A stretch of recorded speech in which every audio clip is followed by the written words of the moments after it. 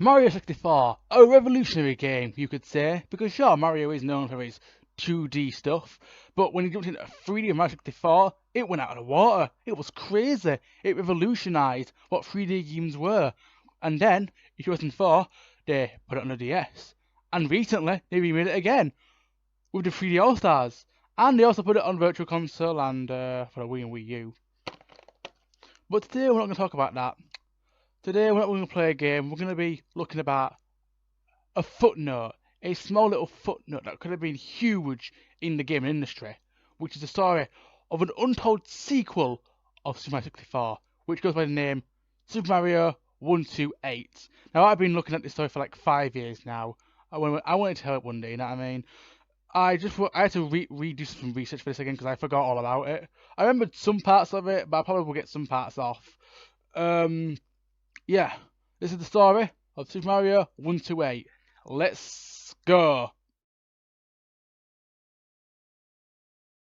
It's me, Mario!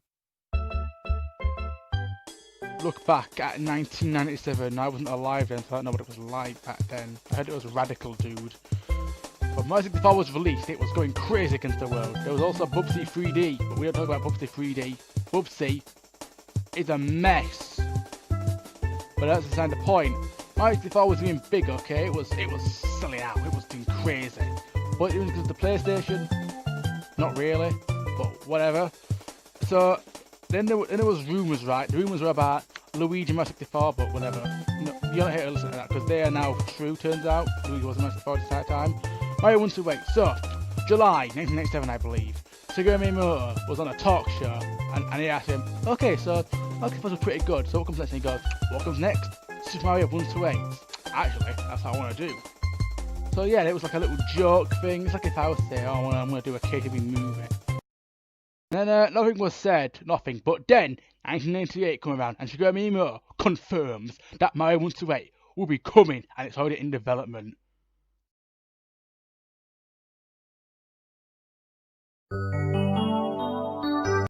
Miyamoto wanted to play with Mario games for fucking ages. He wanted to do it in Mario Bros. 3, I believe, but he couldn't do it.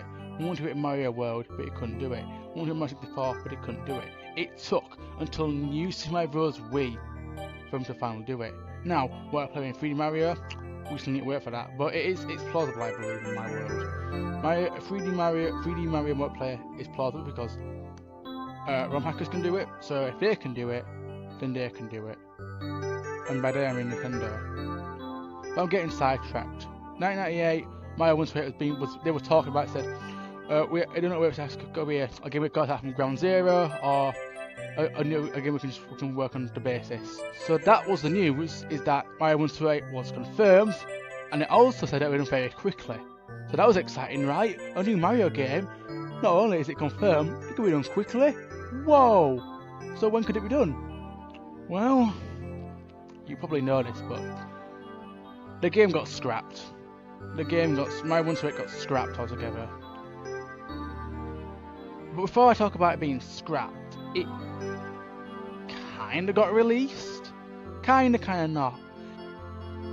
The Mario 128 became a thing on the GameCube, right? But it wasn't a full-fledged game. It was more of a tech demo for the game, essentially.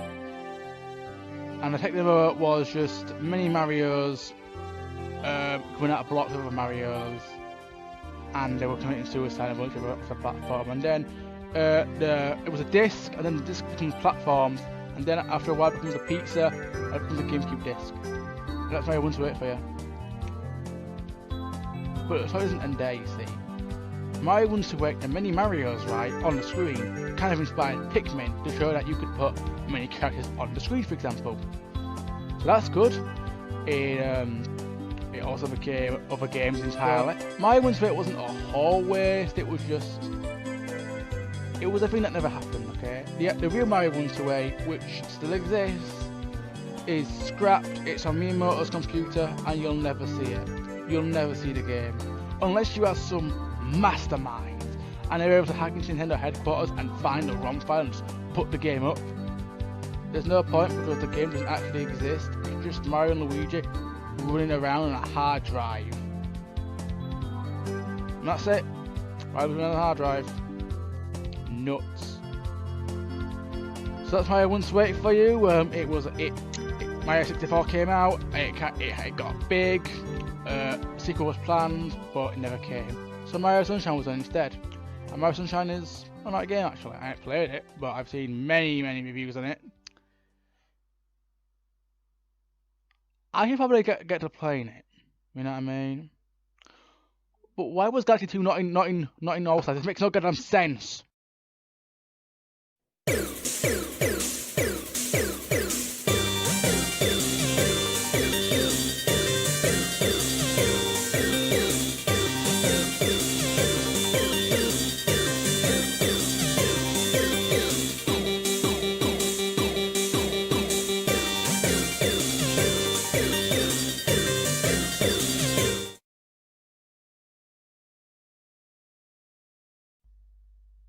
2 weeks ago, I talked about Super Mario 128, which was a planned sequel to Mario 64, but turned into a tech demo, and which turned into other games. So, what's this about then? Well, this is about the weird creepypasta that exists of Mario 128. Because it has to exist, doesn't it? Creepypastas aren't scary. At least for the most part, they aren't scary. It's just stupid stories and stupid jump scares at the end of the day. Sonic X is not scary, it's stupid. Mario 128 is not scary, it's stupid. Unless you're 6 years old, you have no reason to be afraid of any of these things. You really don't. So I'm going to read to you the Super Mario 128 creepypasta. Jesus Christ, what has my life come to? I was going to play Shrek, but we're doing this.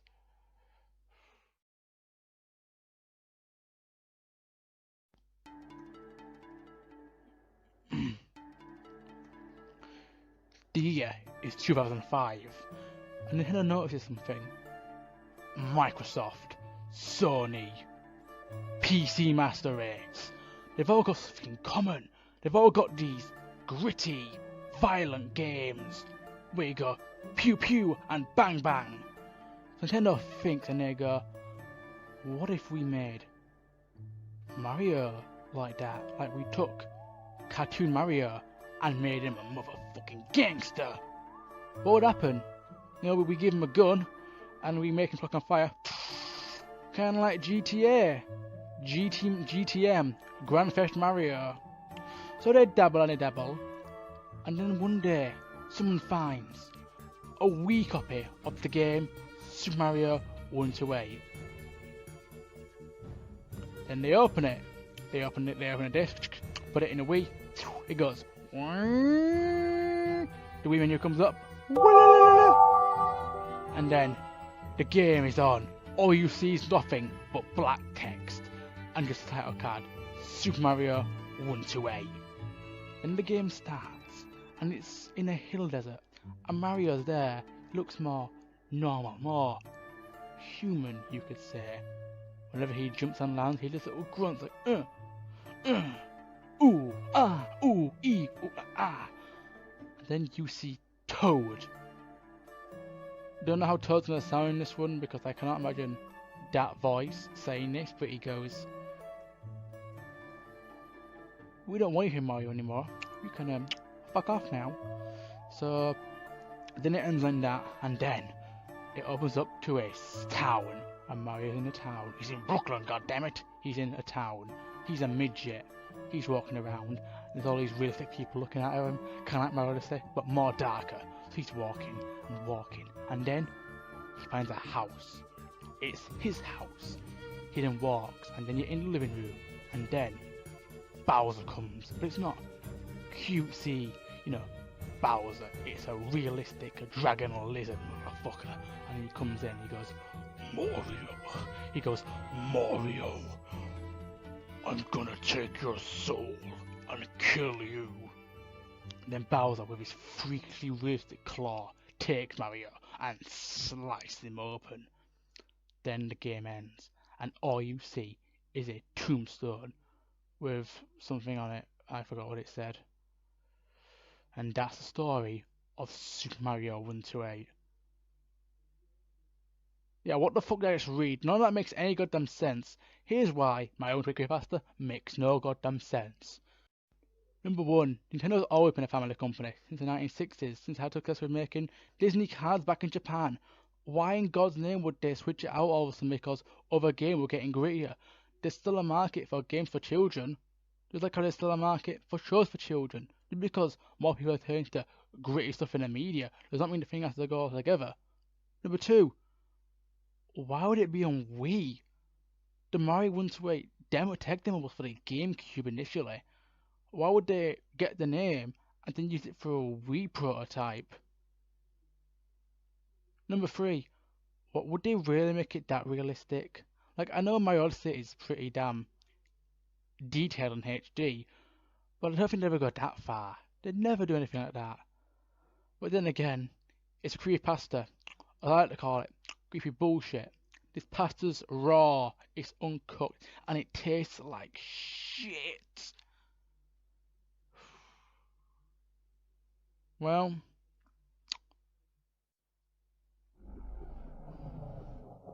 huh. 1 minute.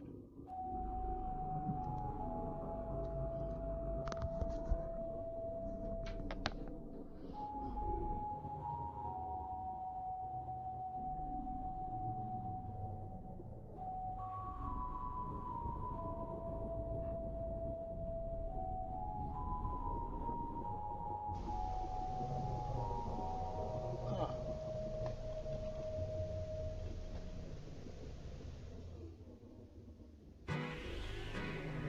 What the fuck is this? Mario 128, eh? We'll fucking see about that. Blank text. Feels like a basic Wii disc. Huh. Well, here we go. Oh. Oh! Oh! It's Viva Pinata for Xbox 360. That motherfucking badger. He ate all my worms. I'll never forget that motherfucker for doing that. They were my worms, you piece of shit.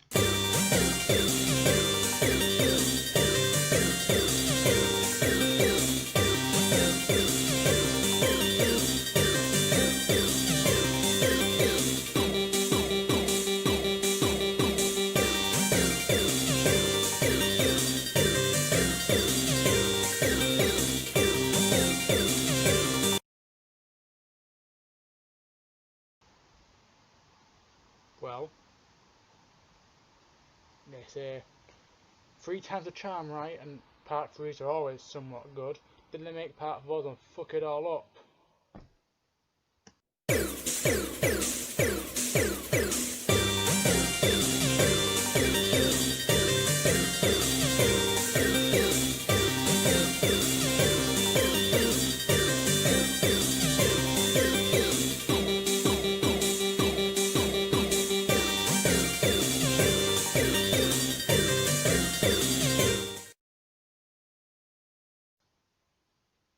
Super Mario 128, remember? Tech demo and stupid creepypasta. What could part 3 be about though? I mentioned the concept and how it went to a demo, and then I mentioned how it went from, well, dark creepypasta. But I didn't mention one more. There were a few little minute things I mentioned I forgot to mention. So we shall mention them now. You know what I mean? Just to get the thing going off the road and so I can finish this bastard thing.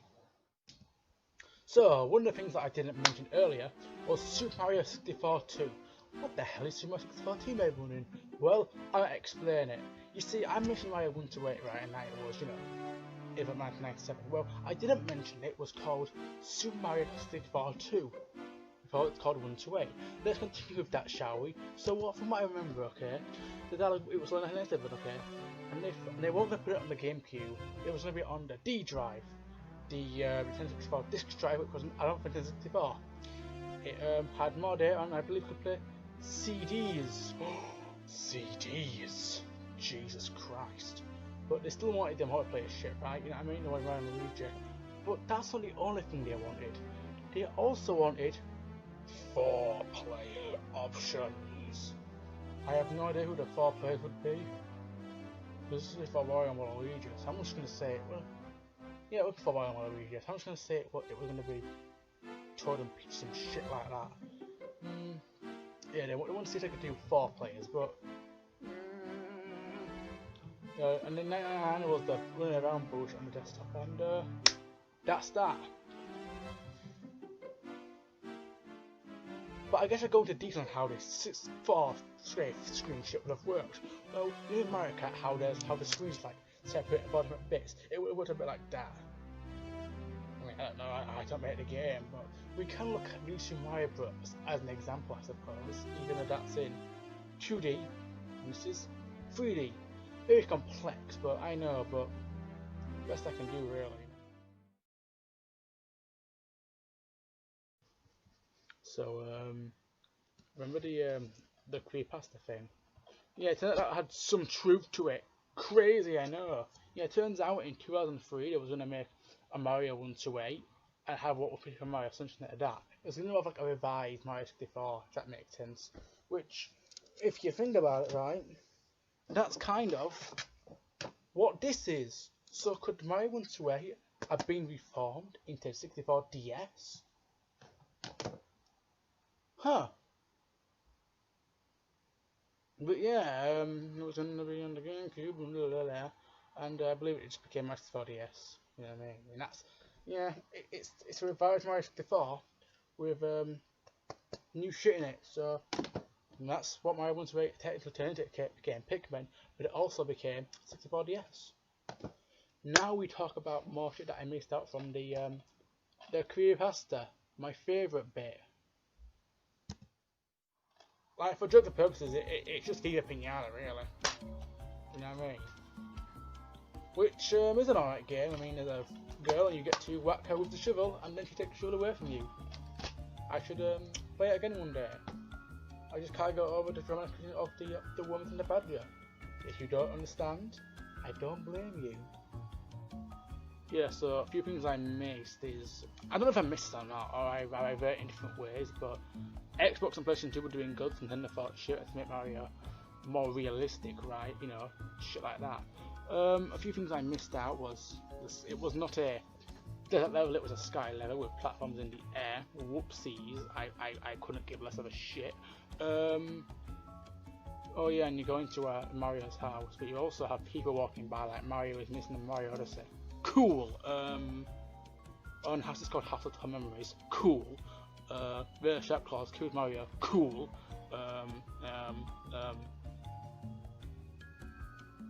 Cool. Yeah, that's Mario. Once a week pasta. Nothing British bullshit. I'm not gonna have any bullshit effects this time, or any bullshit like that. This is the Mario 128 trilogy. It's complete. Nothing more has to be said. I've said everything about this game. It became Mario 64 DS, which is actually kind of cool, you know. I suppose it's a pretty good game. It's an underrated game if I do say so myself. Peace.